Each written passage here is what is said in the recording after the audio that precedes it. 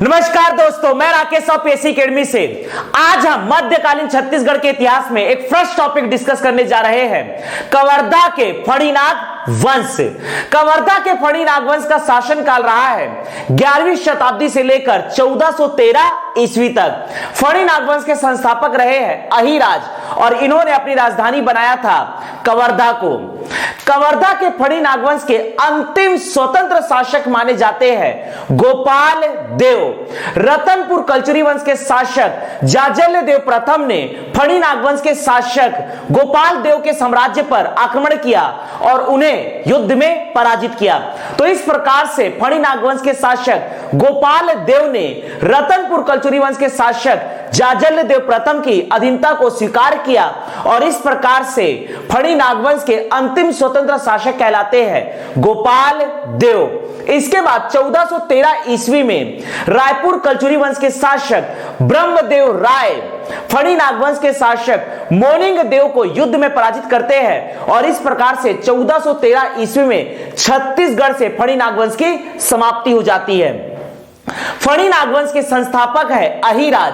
फणिनाग वंश के अंतिम स्वतंत्र शासक है गोपाल देव। फणिनाग वंश के अंतिम शासक कहलाते हैं मोनिंग देव और फणिनाग वंश की राजधानी रही है कवर्धा। फणिनाग वंश की जानकारी का मुख्य स्रोत है कबीरधाम जिले के कवर्धा के चौरा ग्राम से प्राप्त मड़वा महल शिलालेख। मड़वा महल के प्रांगण से प्राप्त हुआ है मड़वा महल शिलालेख, जो फणिनाग वंश की जानकारी का मुख्य स्रोत है।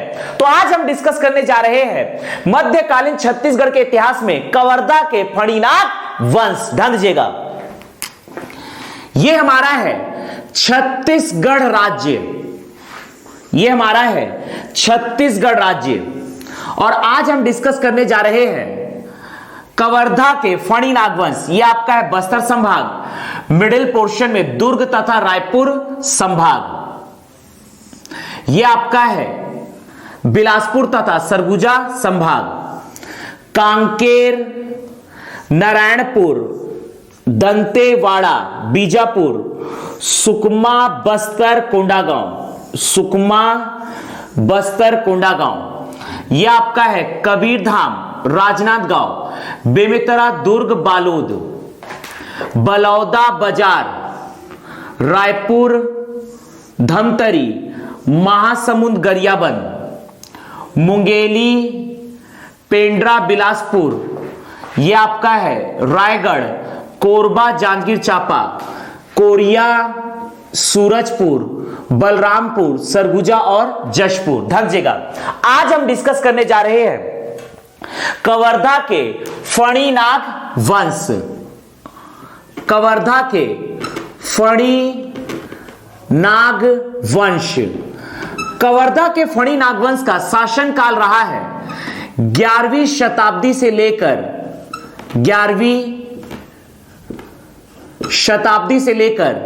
1413 ईस्वी तक। 11वीं शताब्दी से लेकर 1413 ईस्वी तक। ध्यान दीजिएगा, 11वीं शताब्दी से लेकर 1413 ईस्वी तक आज हम डिस्कस करने जा रहे हैं कवर्धा के फणिनाग वंश और इनकी राजधानी रही है कवर्धा। यह है कवर्धा का फणिनाग वंश, इनकी राजधानी रही है कवर्धा। फणिनाग वंश की जानकारी का मुख्य स्रोत है मड़वा महल शिलालेख।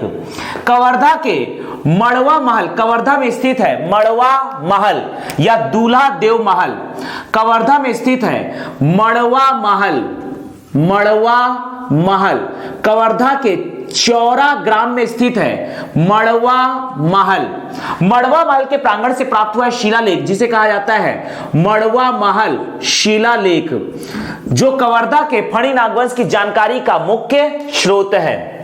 यह स्थित है कवर्धा के चौरा ग्राम में। कवर्धा के चौरा ग्राम में स्थित है मड़वा महल, जहां से प्राप्त हुआ है मड़वा महल शिलालेख, जो फणिनाग वंश की जानकारी का मुख्य स्रोत है। ध्यान दीजिएगा, फणिनाग वंश, फणिनाग वंश के संस्थापक रहे हैं, फणिनाग वंश के संस्थापक रहे हैं अहिराज। फणिनाग वंश के संस्थापक रहे हैं अहिराज।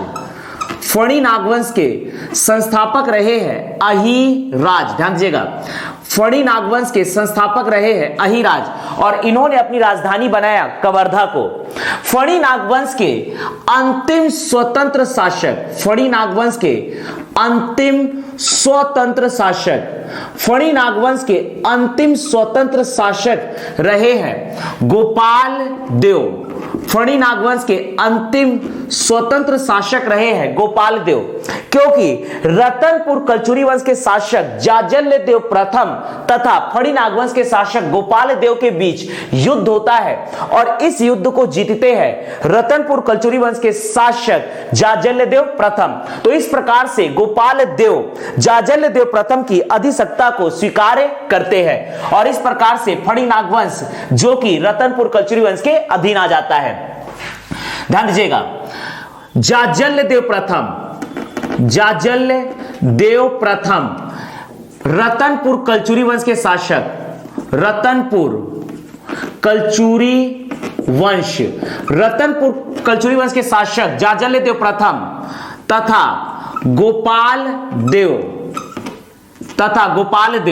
फणी नागवंश के शासक गोपाल देव, फणी नागवंश के शासक गोपाल देव के बीच युद्ध होता है और इस युद्ध को जीतते हैं जाजल्य देव प्रथम तथा गोपाल देव जाजल्य देव प्रथम अर्थात रतनपुर कलचुरी वंश की अधिसत्ता को स्वीकार करते हैं। तो इस प्रकार से फणी नागवंश के अंतिम स्वतंत्र शासक कहलाएंगे गोपाल देव, अंतिम स्वतंत्र शासक कहलाएंगे गोपाल देव, जबकि फणी नागवंश के अंतिम शासक, फणी नागवंश के अंतिम शासक ये है मोनिंग देव, मोनिंग देव फणी नागवंश के अंतिम शासक कहलाते हैं मोनिंग देव।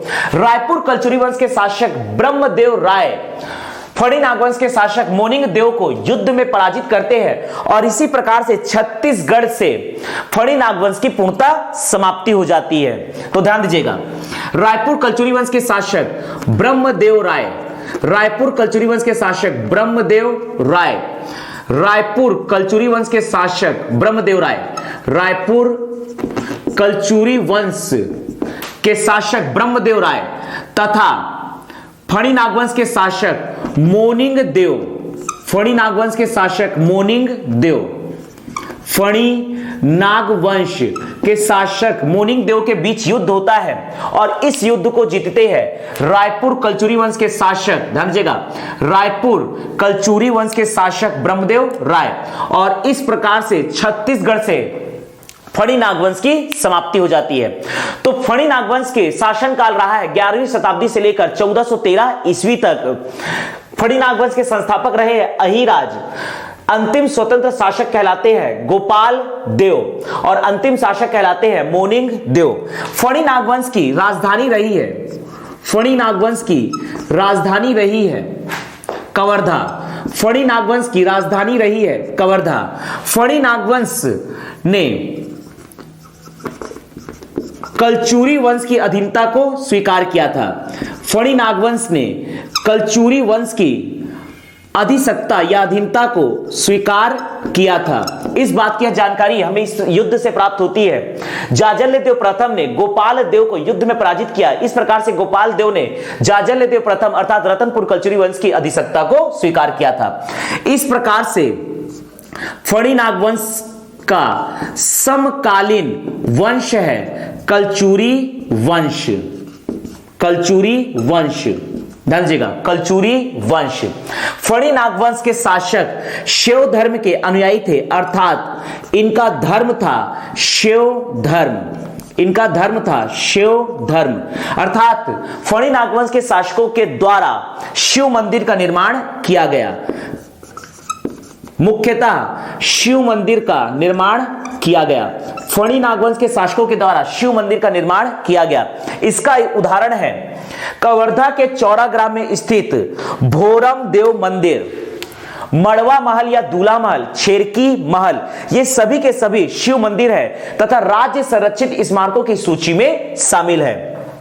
ध्यान दीजिएगा, मंदिर शैली फणी नागवंश के शासकों के द्वारा जो मंदिर का निर्माण किया गया, इनकी मंदिर शैली है चंदेल नागर शैली, नागर शैली के अंतर्गत चंदेल नागर शैली, चंदेल नागर शैली। चंदेल वंश के शासकों के द्वारा खजुराहो में मंदिर बनाए गए हैं जिसे कहा जाता है सामूहिक रूप से खजुराहो के मंदिर।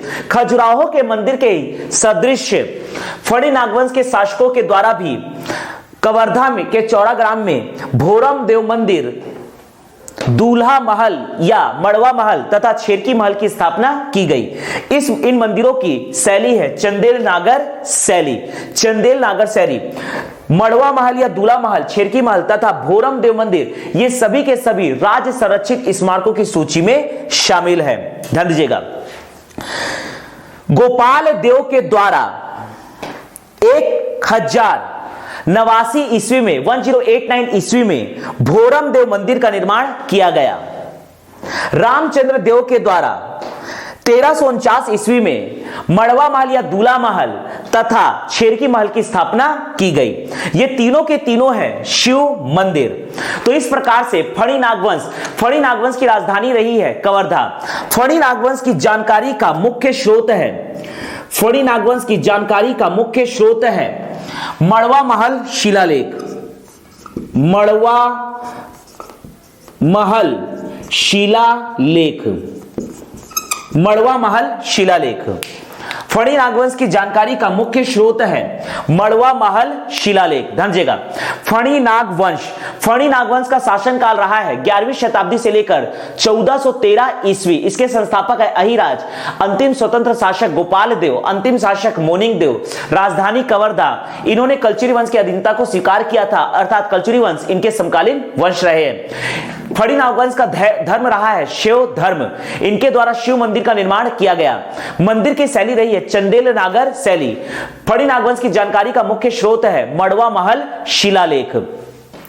गोपाल देव, फणी नागवंश के शासक गोपाल देव तथा रतनपुर कलचुरी वंश के शासक जाजल्य देव प्रथम के बीच युद्ध होता है। जाजल्य देव प्रथम गोपाल देव को युद्ध में पराजित करते हैं। इस प्रकार से फणी नागवंश के अंतिम स्वतंत्र शासक कहलाते हैं गोपाल देव, क्योंकि उन्होंने जाजल्य देव प्रथम अर्थात रतनपुर कलचुरी वंश के शासक जाजल्य देव प्रथम की अधीनता को स्वीकार किया था। 1413 ईस्वी को, ध्यान दीजिएगा, यह युद्ध हुआ है 1413 ईस्वी को, यह युद्ध हुआ है 1413 ईस्वी को। 1413 ईस्वी को रायपुर कलचुरी वंश के शासक ब्रह्मदेव राय फणी नागवंश के शासक मोनिंग देव को युद्ध में पराजित करते हैं और इस प्रकार से छत्तीसगढ़ से फणी नागवंश की समाप्ति हो जाती है। अब यहां पर हम डिस्कस करने जा रहे हैं फणी नागवंश के शासकों के नाम। आगे हम डिस्कस करने जा रहे हैं फणी नागवंश के शासकों के नाम।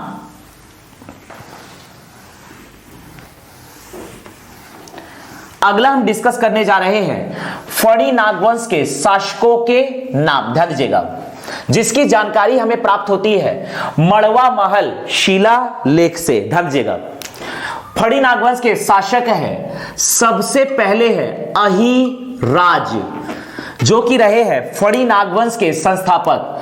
फणी नागवंश के संस्थापक अहिराज। अहिराज के बाद अगले शासक बनते हैं राजमल, अहिराज, राजमल, धरणीधर, धरणीधर, और अगले शासक रहे महिल देव, महिल देव। अहिराज, राजमल, धरणीधर, महिल देव, ये चार के स्लॉट में याद रखना है। अहिराज, राजमल, धरणीधर, महिल देव। अगले शासक रहे हैं सर्पवंदन, सर्पवंदन, गोपाल देव, सर्पवंदन, गोपाल देव, सर्पवंदन, गोपाल देव। अगले प्रमुख शासक रहेंगे गोपाल देव, जिसके बारे में हम डिटेल में डिस्कस करेंगे। गोपाल देव के द्वारा, फणी नागवंश के शासक गोपाल देव के द्वारा 1089 ईस्वी अर्थात 1089 ईस्वी को कवर्धा के चौरा ग्राम में भगवान शिव को समर्पित चंदेल नागर शैली में भोरम देव मंदिर की स्थापना की गई 1089 ईस्वी में, तथा गोपाल देव को रतनपुर कलचुरी वंश के शासक जाजल्य देव प्रथम युद्ध में पराजित करते हैं और इस प्रकार से गोपाल देव रतनपुर कलचुरी वंश की अधिसत्ता को स्वीकार करते हैं। इसलिए गोपाल देव कहलाएंगे फणी नागवंश के अंतिम स्वतंत्र शासक। अहिराज, राजमल, धरणीधर, महिल देव, सर्पवंदन गोपाल देव। अहिराज, राजमल, धरणीधर, महिल देव, सर्पवंदन गोपाल देव। गोपाल देव के बाद अगले शासक है नल देव। गोपाल देव के बाद अगले शासक है नल देव, भुवनपाल। नल देव, भुवनपाल, नल देव, भुवनपाल, कीर्तिपाल, महिपाल। अगले 4 शासक है कीर्तिपाल, कीर्तिपाल, महिपाल, कीर्तिपाल, महिपाल। ध्यान दीजिएगा, ये महिपाल है जबकि ये महिल देव है। कीर्तिपाल, महिपाल। विषयपाल जनहू, विषयपाल जनहू, विषयपाल जनहू, विषयपाल जनहू। अहिराज, राजमल, धरणीधर, महिल देव, सर्पवंदन गोपाल देव, नल देव, भुवनपाल, कीर्तिपाल, महिपाल, विषयपाल जनहू, विषयपाल जनहू। जनपाल, यशोराज, जनपाल, जनपाल, यशोराज, जनपाल, यशोराज, जनपाल, यशोराज। कन्हर देव या कन्हार देव, कन्हर देव, कन्हर देव या कन्हार देव, कन्हर देव या कन्हार देव।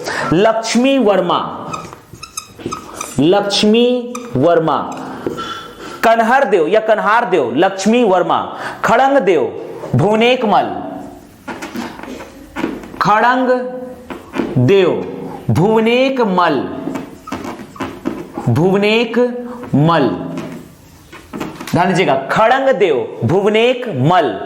अर्जुन देव, भीम देव, अर्जुन देव, भीम देव, अर्जुन देव, भीम देव।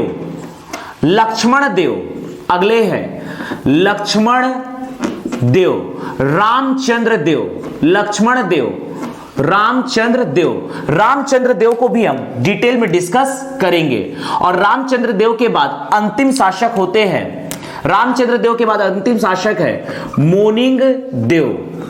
रामचंद्र देव, मोनिंग देव।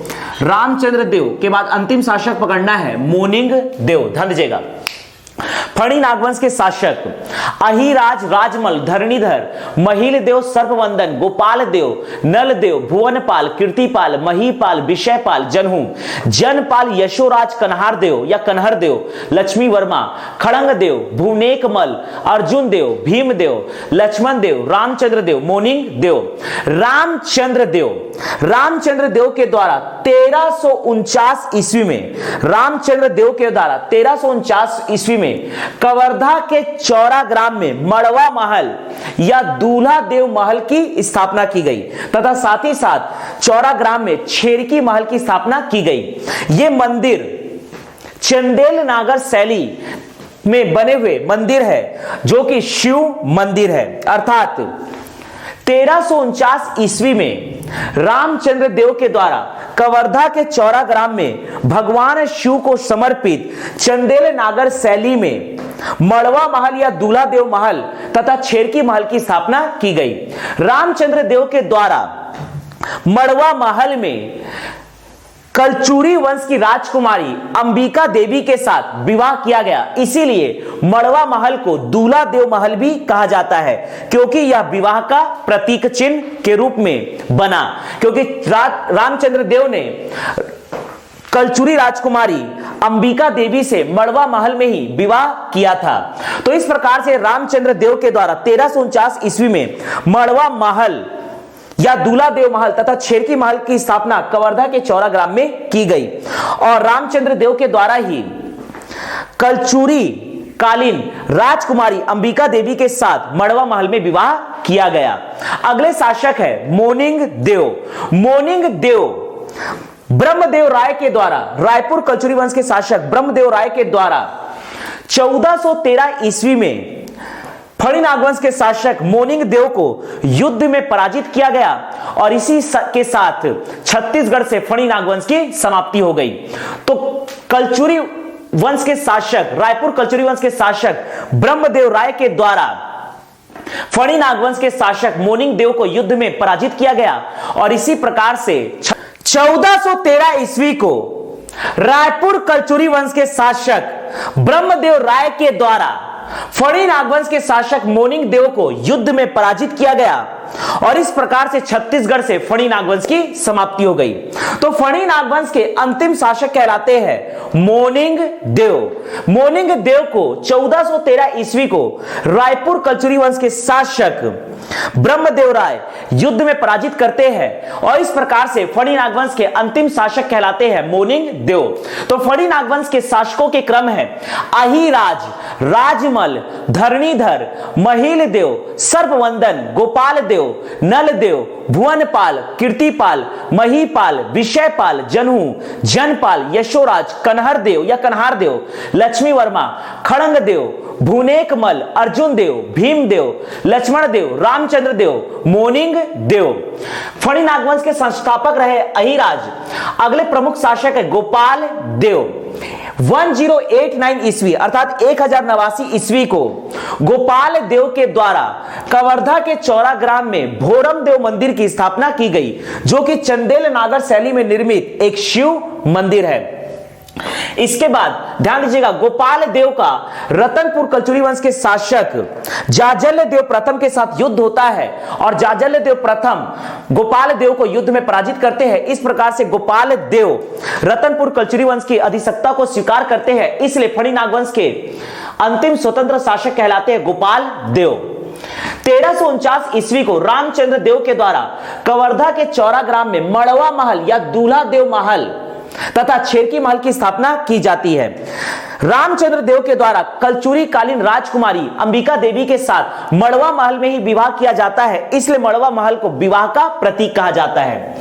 अगले शासक है मोनिंग देव। मोनिंग देव को रायपुर कलचुरी वंश के शासक ब्रह्मदेव राय युद्ध में पराजित करते हैं 1413 ईस्वी को और इस प्रकार से छत्तीसगढ़ से फणी नागवंश की समाप्ति हो जाती है।